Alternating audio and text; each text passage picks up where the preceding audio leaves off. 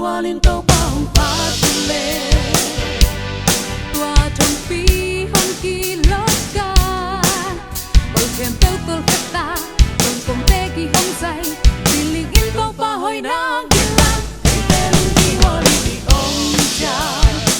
và xem tàu nó sẽ kỳ văn phá tên kỳ hoa lên kỳ ông cha abang lên na pi hong lạc phá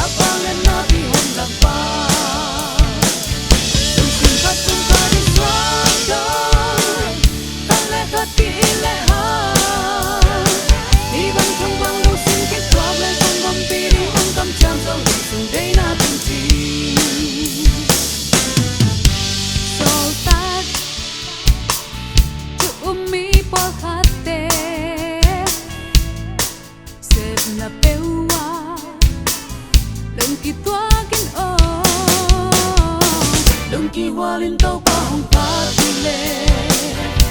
tàu pa vàng nhất na im thoáng bao na nem lo lâu tàu pa phát không ta tàu pa vang âm lại tăng tố ngang kinh lang tên kỳ hoa lên kỳ ông cha và xem tàu nó sẽ kỳ bàn phá tên kỳ hoa lên kỳ ông cha abang lên na pi hong lạc phá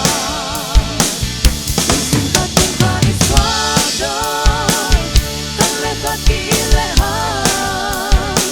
Ghiền Mì Gõ để không bỏ lỡ những video hấp dẫn.